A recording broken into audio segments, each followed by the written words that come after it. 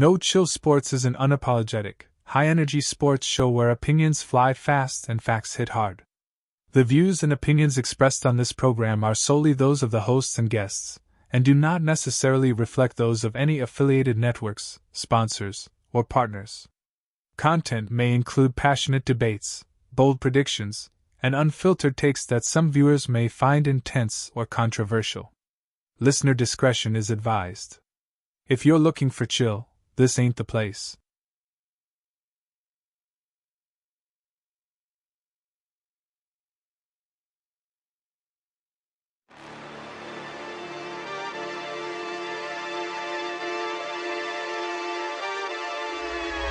Hello, why do they doubt the kid? I'm about to prove them all wrong again. I got a low tolerance, cause they don't even know what the problem is. It's me. You waiting on the boy to fail, then hold your breath and face your death. Cause you play a roulette with each step I progress, no less. Go ahead and place your bets, cause we know where we at, we know we top tier. Cause all the hate that you bring, we know it stops here. I'm taking off like a rocketeer and stopping here. It's strange how they cannot see the future but see profit here. Wait up, we gon' always win. Promise that that's not a promise, yeah, that is a threat. You know that I promise to bring the team commas. When the whole team win, that's when you flex. Win, and I'ma do it again. Watch me win, then watch me do it again. Tell 'em.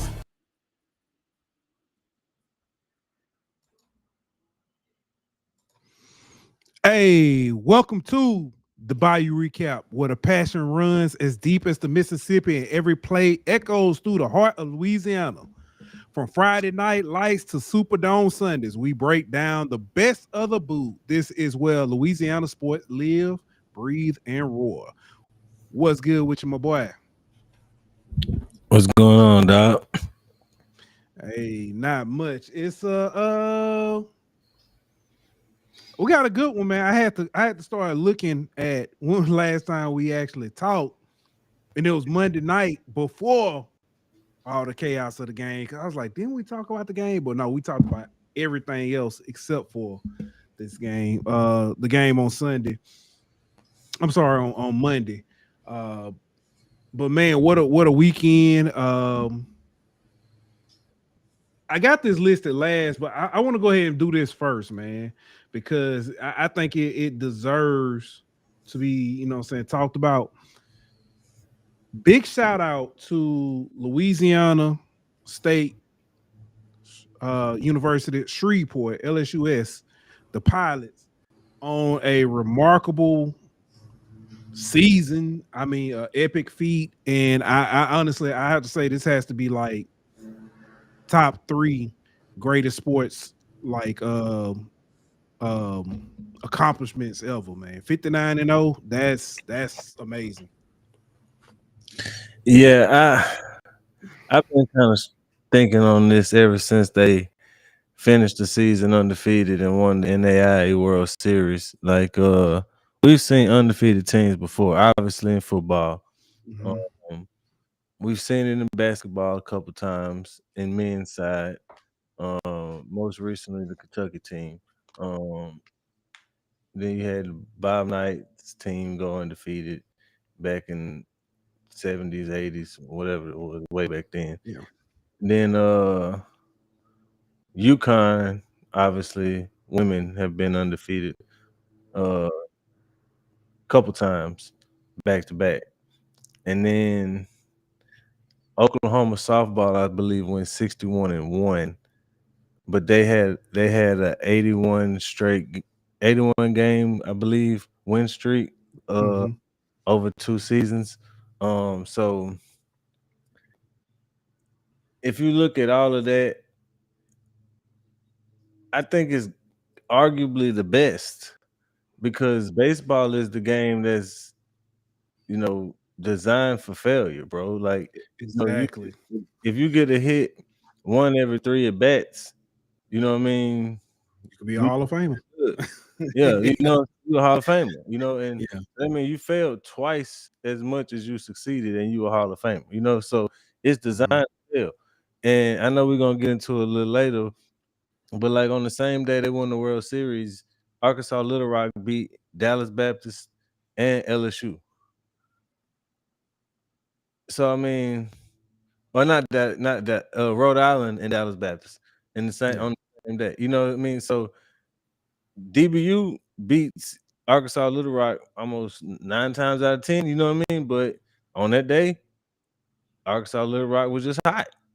So that means 59 times LSU Shreveport went out and found a way to win. Not one time did they give up 7 runs in the first inning and not be able to recover. Not one time did they go up against a Paul Skeens, Rhett Lauder type guy who just shut them down the whole game.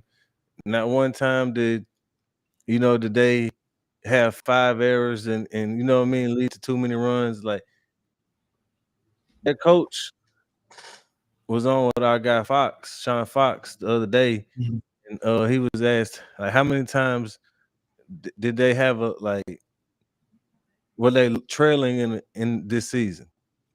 And he honestly said he can't think of more than like 5, 6 times that they were trailing all season. That's crazy. So not only was it that they won 59 straight, it's that they were dominant in almost all of those games. And if you look at some of their statistics, it's like ridiculous, like 600 and some runs, 660 some runs scored. I mean, they got a pitcher that got like 11 walks on the season. Like it's insane, man. I was looking. They have, if I'm not mistaken, 8 games they won by double digits. It's probably more than that, bro. Yeah. It wouldn't surprise me if it was more than that, because I could think of 3 off the top of my head. You know what I mean? And I ain't really. That's not saying 9 runs. I mean, because I think they had some major blowouts, but double to say you won by 10 points 10 runs in baseball in 8 games in a season. That's crazy. Yeah, for real, bro. That's crazy. That is, like I said, when I saw it, and when we first talked about it, when it was put on my radar, I think they were like 54-0, 52-0, something like that. It's like, hey, if they get it done, this will be, that'll be big. I'm like, yeah, but I didn't think about the magnitude of what that means relative to sports accomplishments. Yeah. When they won, and to your credit, like you said, what we saw Little Rock, Arkansas do against, teams that were favored more than them, or they weren't even thought to even made the tournament, had they not won their conference tournament. I look at what teams like them do. I've looked at some of the best LSU team, the Oregon State team that had like 45 or some games in a row or something. Mm-hmm.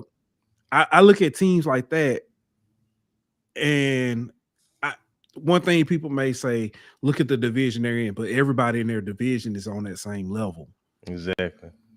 So when you think about 59, not just 59 straight, but 59-0 in a single season, it's amazing. And then like to think about, like, as the season gets further and further along and the wins stack up, it gets more and more pressure every time you go out. Yeah. Like every pitch gets that much more pressure not to be. I mean, every pitcher has that much more pressure not to be the one who has the loss on his record. The only loss that the team has on his record. You know what I mean? So and for that coach, bro, you gotta give him credit to get his guys up every game and have them ready to play every game. Like, much credit to Coach Neffen doing. But think about those midweek games, man. Like you saying, though, any of the midweek games, LSU loses to Nichols by double digits. They got run rule by Northwestern this year, bro. Yeah, you know what I'm saying? Like, come on, bro. Like Northwestern. I said Nichols. I meant Northwestern. Yeah. I mean, it's baseball, bro. It's gonna be days where it's not your day, but 59 times it was their day. I'm gonna tell you what's funny. I think about this. Dylan didn't. I think I told you Dylan didn't get to play in his last 2 games of the season. One was due to the graduation, my daughter's graduation, his sister. The other was due to state for track meet. the day of the state track meet, actually during the graduation, we were keeping up with the score and stuff. Day of the track meet, I was talking with another parent, and he was kind of keeping me informed on the score. And they were up. Now, mind you, Dylan's team was the number 1 seed. They were undefeated through the regular season. So that means they played the number 8 seed, the worst team in the league or whatever by record standards. They were up 7-2. Waiting for Dylan to do his event. Dylan does his event. We're getting ready to leave. I get a text message say, "Man, we just lost." So you got to think, just like you were talking about, you playing those teams, and it's like it can happen any day. Is because it's baseball. All it takes is one person to, strike out who doesn't normally strike out or something. Anything, man. So it's just, but like I said, it's a major competition. To me, I said top 3. I was being modest. I put on the when I tweeted out, I said this has to be the greatest sports accomplishment of all time. So it's really like a movie, bro. Like, you know what I'm saying? Like, you only see stuff like that in movies, dog. Christian movies at that too. There ain't no baseball team facing the Giants or something. Like yeah. So, the team had Bible study and decided to change their life. So yeah, I mean, but like, to your credit, and we can go and segue to what we were supposed to talk about first. Like, prime example, LSU Shreveport never had a situation like they gave up 5 runs in the 2nd inning and had, you know what I mean? And I'm not saying they didn't have close games. They had a couple 2-run games, you know what I mean? But like, it was never really to the point to where it was like people tweeting out in the 2nd inning, "Oh, this over with." You know what I mean? Like they were for LSU whenever they were playing Little Rock in the last game on Monday. So I just feel like people, and I'm not saying nobody is, but a lot of people just look at the 59-0 and don't really think about what all it takes to win that many straight baseball games in a row. Yeah, and that was a perfect segue, man. Looking back at Game 7, that was Monday night. I'm gonna tell you, I have not been this excited about a game since the. I'm gonna tell you, the last one I was like this amped up about, and it wasn't even LSU. It was the comeback, the 3-1 comeback, the Cleveland pulling it off against the Warriors. Yeah. That like that finish, I was like, it was just like I didn't think it was gonna happen. It's like I knew it could happen. That's the feeling I had. LSU hit the home run in early. Yeah, go ahead. My bad. It kind of reminded me in a way of like that Wake Forest series in 2023. You know what I mean? Like, you didn't think there was a chance, then all of a sudden they start finding a way. You know what I mean? And then it maybe not as dramatic, considering it was Arkansas Little Rock, but just like, I thought it was over with, and then I was finna get ready to cut it off, and then they scored some runs to make it close again. So I'm like, well, dang, they done drew me back in. I gotta watch a little bit more, Then Hernandez ties it up, and I'm like, okay, it's a ball game now. You know what I'm saying? So then it's like, all of a sudden you trying to like figure out what your emotions are, because it's high, low. You know what I mean? And it's next thing you know, it's 1 o'clock in the morning, and you still can't go to sleep because it's the roller coaster that was Game 7. Yeah. I like you. I turned the game off 3 times. I turned it off after they scored 5, and I walked away. I think I grabbed something to eat real quick. Then I came back, and then I was watching a little bit more, and I turned it off. But I put on Twitter to see what people were saying in the group chat, see if I need to come back. And then I came back, and then I was like, "Oh man, let me stay away. Because they might be doing good." Man, I was glued, bro. This was phenomenal, man. Great game. Shout out to Ethan Fry huge game, 4-4, home run. He had the bases clearing double to get things. Well, no, he hit the home run first, and then he had the double. Because at one point he had 4. It was 5-4. Arkansas Little Rock was up, and then he had all 4 of the RBIs. Yeah, and then Hernandez went yard twice. Yeah, that was, man. It's these guys, man, on the team. They seem like they're down. They can't stay down for long. But that's the thing. Like we was in Twitter space talking, and we were like, and I said, it doesn't have to be like everybody in the lineup giving you, 2 hits or a hit in the RBI, nothing like. You just need 1 or 2 players to have a great game every game. Mm-hmm. And if you kind of look at the tournament or the regional, I mean, you kind of got that as far as at the plate. You know what I mean? Like, you had the Stanfield game, you had the Curiel game, then you had the Fry game and the Hernandez game. You know what I mean? Like, or the Dixon game was first when he hit the 2 bombs from the first game. You had the Dixon game first. So like you have 1 or 2 guys every game to give you a heroic type performance, and that's all you really need at the plate. If you can get like 6 RBIs between 5-6 RBIs between 2 guys, then you should win every game. Facts. Especially with what you got going 1-2 in your rotation. It's gonna be hard. It's gonna be hard for teams to beat those 2 guys. Yeah. I want to ask this. Shift a little bit because this plays into that. Late in the game, we got to see before I get there,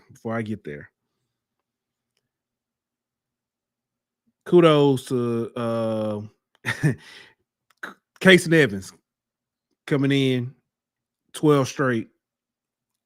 And that was like that I think changed the game. It made a lot of us ask the question, why didn't he start versus Cohen? That's my thing. I asked that. I mean, I get it. Cowan was a starter for like 3 years prior.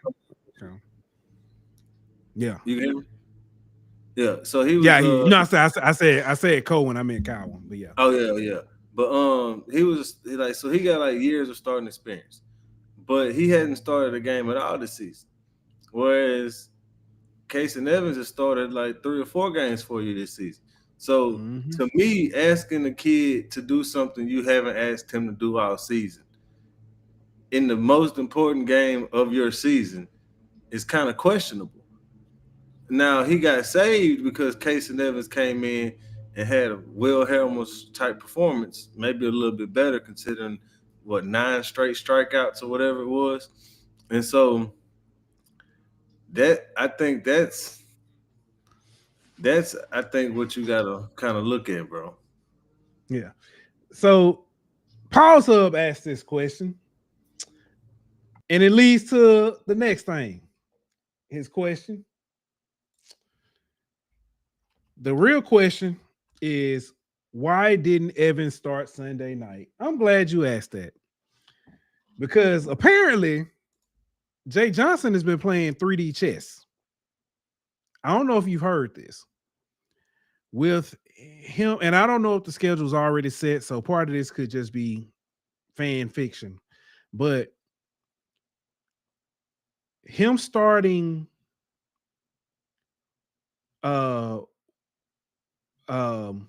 Newt on Sunday and then not going to Evans and stuff at all. A lot of people are saying, or they're saying that with them having the extra day or the extra game, that it guaranteed them to play on Saturday, Sunday, Monday versus Friday, Saturday, Sunday, which in turn kind of put the whole um, pitching rotation back together because now Kay Anderson can start Friday, Ianson can start Saturday, and then Sunday you can use Evans if you need to.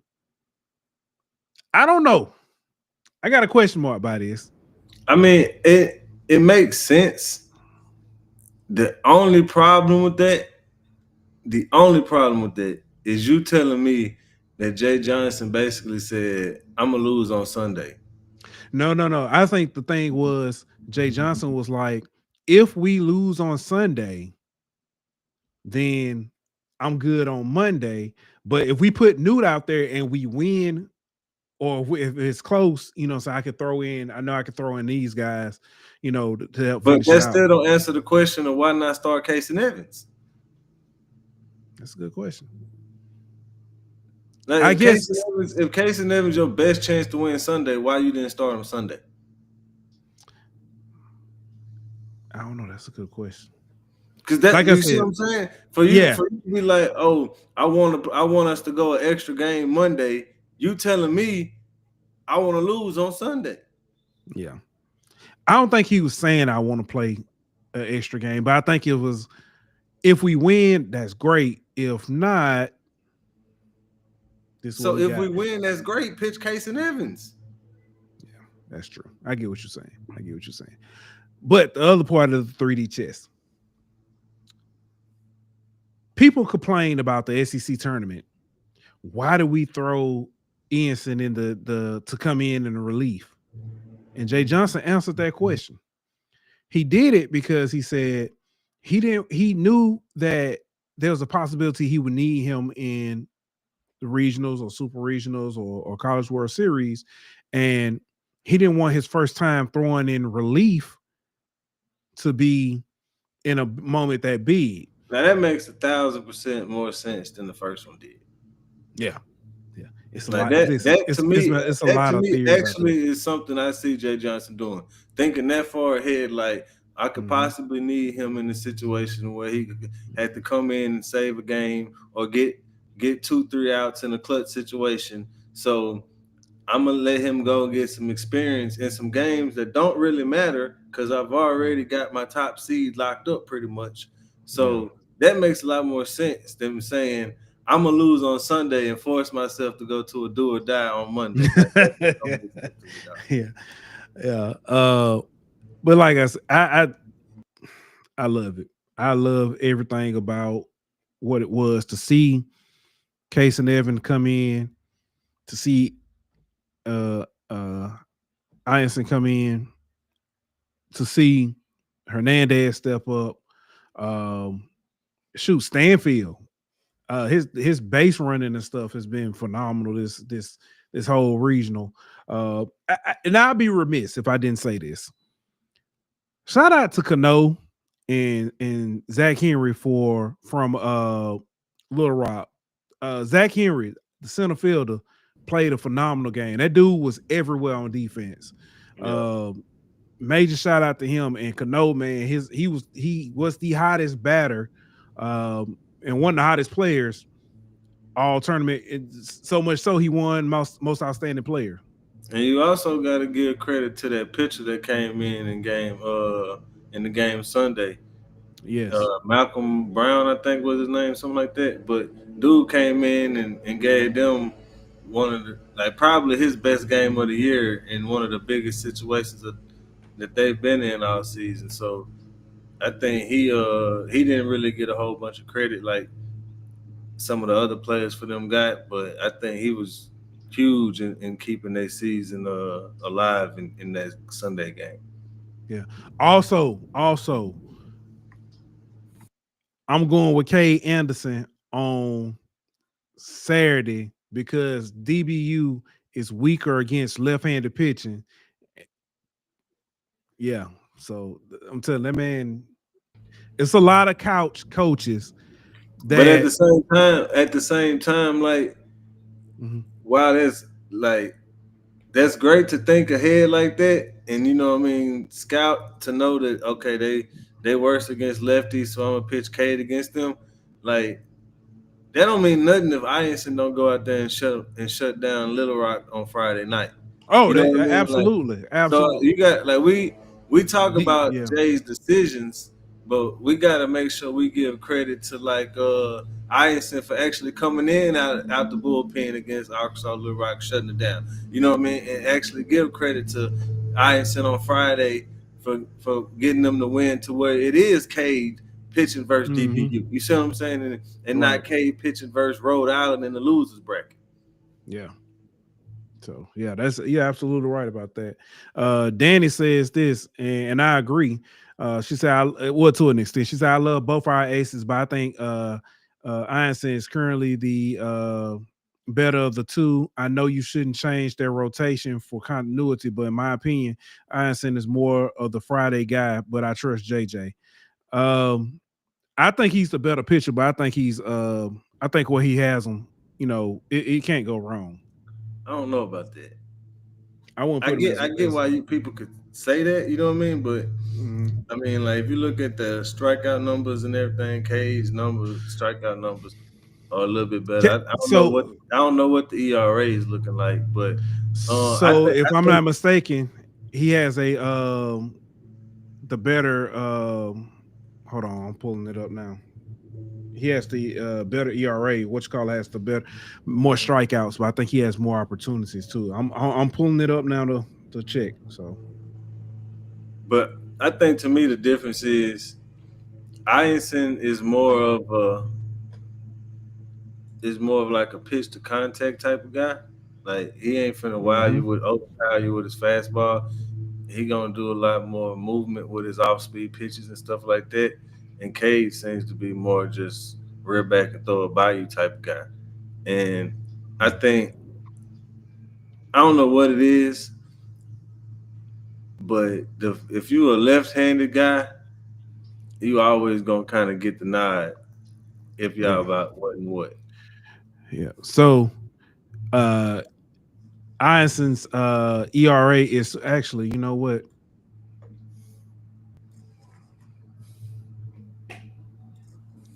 So we all can see.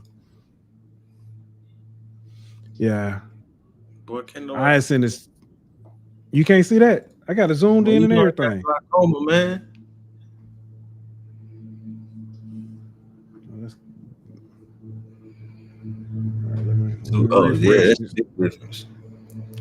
That's a big All right, difference. all right. Iason is ERA is 2.5. K Anderson is 3.28. Iason's got one more appearance because of course, Yeah.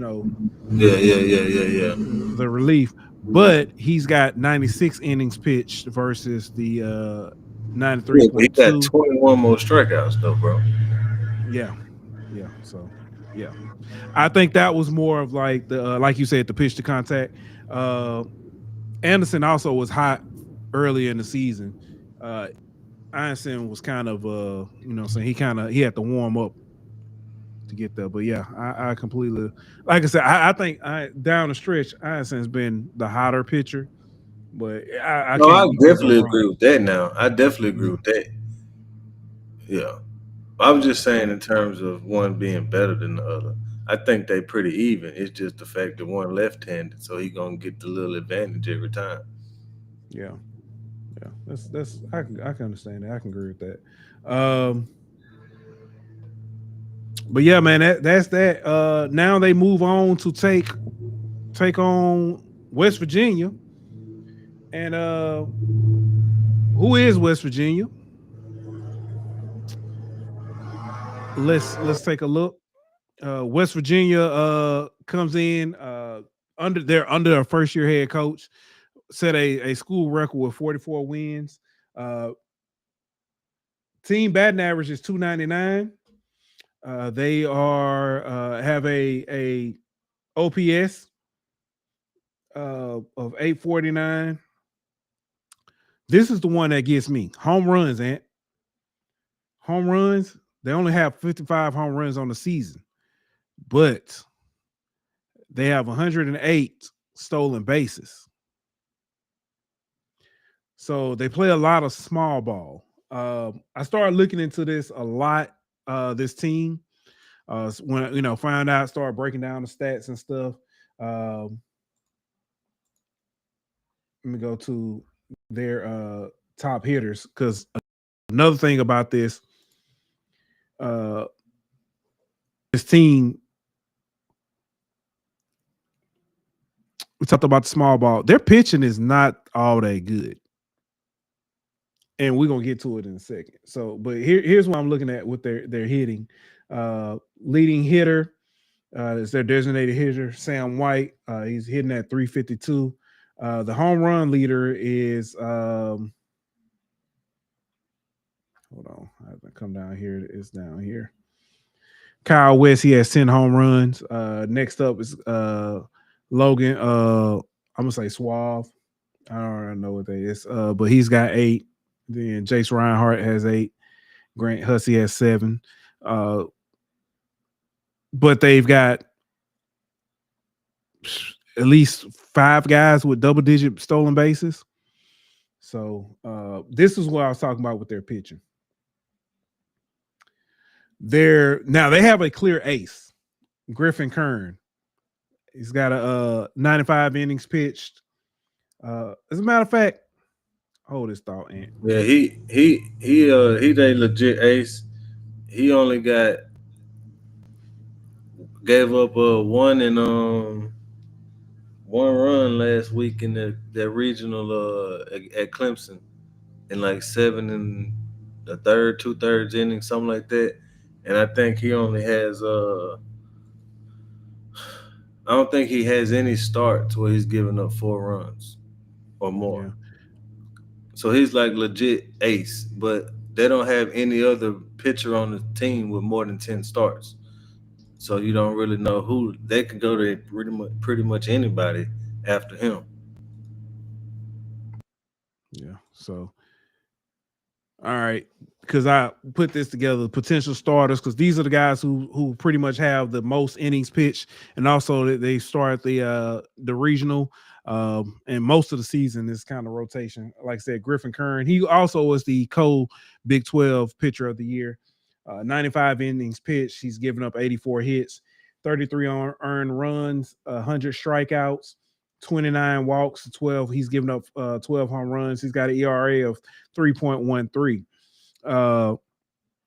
The number 2 guy, Jack Cartsonis, he's a right-hand pitcher, 2.95 ERA, 64.1 innings pitched.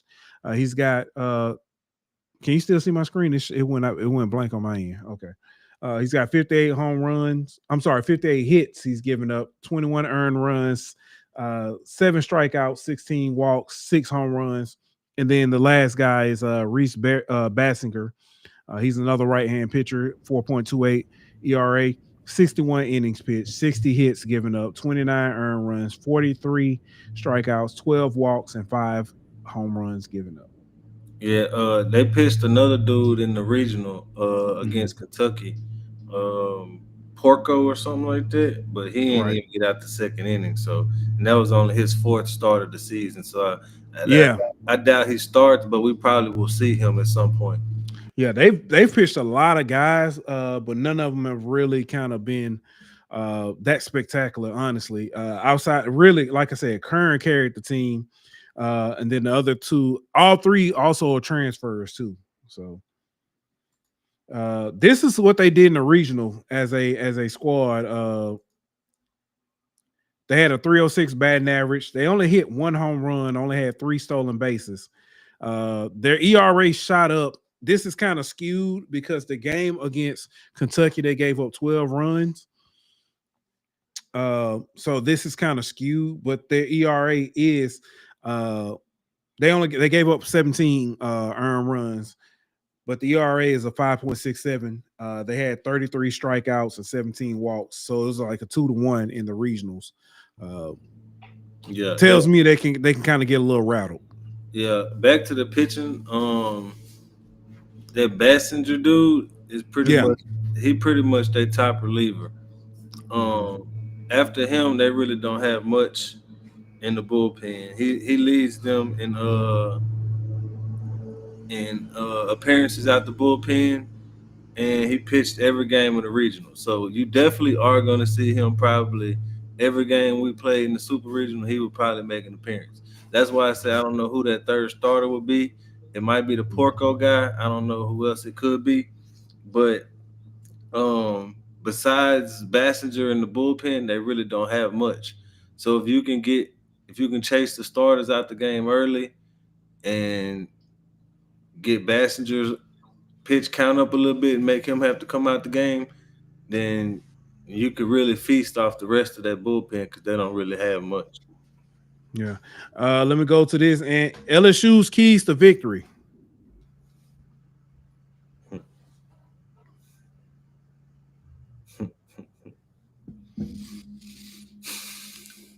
Situational hitting. You can't leave the bases loaded 4 times on the weekend like you did last weekend. Mm-hmm. I mean, you were able to get away with it against DBU the first. I mean, Little Rock the first time against DBU. Came back to bite you against Little Rock the second time. And almost came back to bite you the third time against Little Rock if it wasn't for Fry clearing the bases. So, you're gonna have to have more hits in those situations like what Fry had than the Bear Jones strikeouts with the bases loaded or the pop-ups with the bases loaded and grounded in the double play with the base. Everything we saw last weekend pretty much. You need the exact opposite. And like I said earlier, bro, you just need 1 or 2 guys every game to go give you the game or their season pretty much. Like go have a career day one day of this three game series. It ain't got to be the same guy every day. Like I said, we do for a Jake Brown game. You know what I mean? We do for a Monster Milam game. We do for Bear Jones to go, 3 for 4 with 2 doubles and 3 RBI. Like we do for that type of performance for some of these guys. We just gotta have it to happen. They gotta hit the ball, bro. And then outside of Anderson and Ianson, you gotta stop giving free passes, man. Like we just talked about West Virginia having multiple 5, 6 guys with double-digit steals. You put them on base if you want to, then they finna be in scoring position real quick. So against a team that's gonna run the way they're gonna run, you can't put them on, bro. You got to throw strikes, make them put the ball in play, and trust your defense behind you to make plays. That's my 2 main things, bro. Is no walks or limit the walks, and hit the ball when you got runners in scoring position. Yeah, I do want to say that when I was looking through stats for West Virginia and trying to get a feel on this team, nothing stood out to me, jumped out to me, and like I said, it looks like I'm looking at this team and I'm like, I'm not impressed, but they win. They didn't lose a game in the regional. Well, at one point during the season, they had won like 24 straight games or something like that, bro. And then they lost they put it together. I think they lost a series to Arizona and lost a couple of their last series in conference play. Then they went on a tear through conference tournament, and then last weekend in the regionals.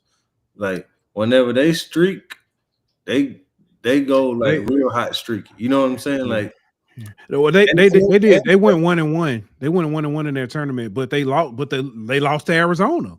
Oh yeah, that's right. Who won it? Yeah. So they also are the best road team in the country by record. 24-5, I believe, 21-5, something like that. They only got 5 losses on the road all season. So we know what the box is and what the box can be, and how rowdy and what kind of home field advantage the box can be. But this is also a team that's been in some of those type of environments and found ways to win, you know. So it's gonna be to your it's credit, not gonna be you easy by any absolutely means, to your bro. to your credit, they are true away games. They're 24-5, and neutral sites they are 27-7. Yeah, 24-5. That's what I thought. Yeah, so that's insane, bro. Yeah, they are Tim Tebow. They're not overly impressive. It's like it's like I like them. They gonna win. They gonna get it done, but it's like it's nothing's just jumping out to you statistically. Like, oh, they do this, this, and this. They're not the best passer, but they steal bases real good. Yeah. They're not the power hitter, but you know what I'm saying, they hit can put for the ball average in pretty, play.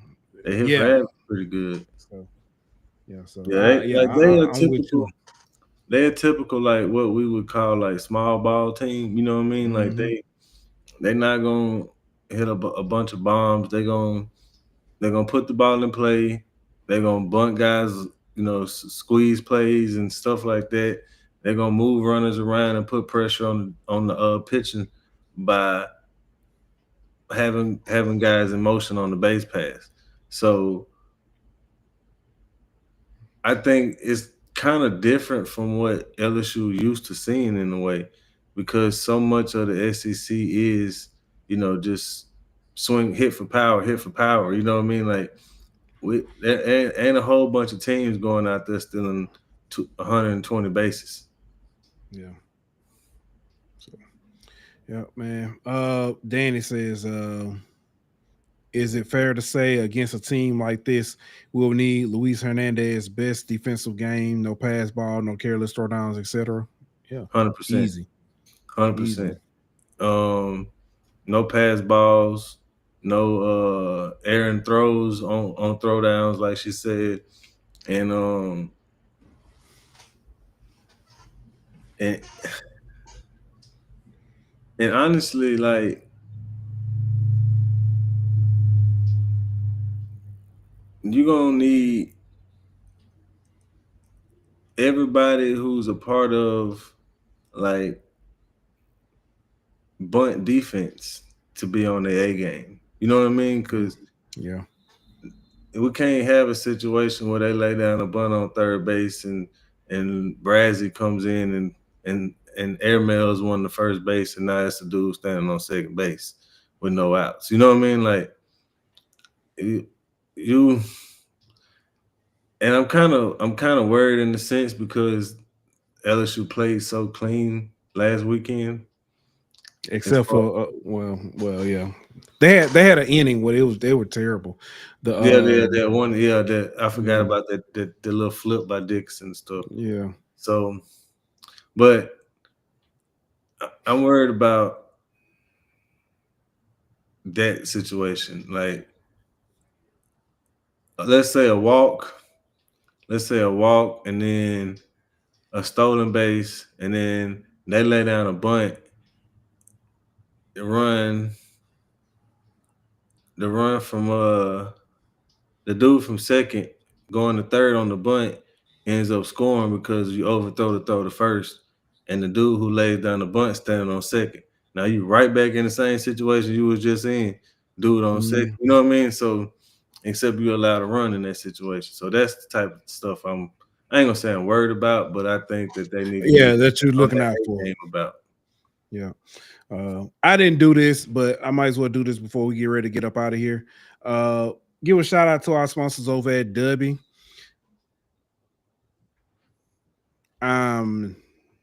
Just scanned up the barcode. Go check it out. I got some Dubby coming in myself, man. I'm gonna be able to give y'all a full report on it. But it's a powder energy drink aimed at gamers and individuals seeking focus and energy. Known for its clean ingredients, no jitters, and various flavors, Dubby is available in a hydration formula for those needing electrolytes. Dubby achieves its smooth, effective focus with a high-end tasting experience while using no sugars, no fillers, no artificial colors or dyes. Try Dubby today by scanning the QR code on screen or visit the website bit.ly/no chill Dubby. Dubby, your taste buds favorite energy drink. Man, I ain't got nothing else, man. We'll see how things go. I'm looking forward to Friday night, man. I think we'll know a lot after the first probably 2 innings, 2 or 3 innings. Yeah, I agree. I think Friday gonna tell us a lot. Just on like what the game plan is to play against all the speed that West Virginia has. Yeah. All right. Well, man, look. I mean, I do want to say this though before we close out. So I have heard people say that because of LSU's questions at Sunday starter, even with what Evans did on Monday, that if it does go to a Sunday game, that some people would favor West Virginia. Just because of the questions that LSU has with their third day starter. And if it got to that point, that means obviously it's 1-1, and West Virginia would obviously have shown that they can win in the box. So at that point, it's, anybody's game with who knows pitching for LSU. Yeah. LSU is the betting favorite right now. They went from plus 500 to plus 250, which is the betting favorite, the lowest odds to win it all now. So, the lowest odds to win it all.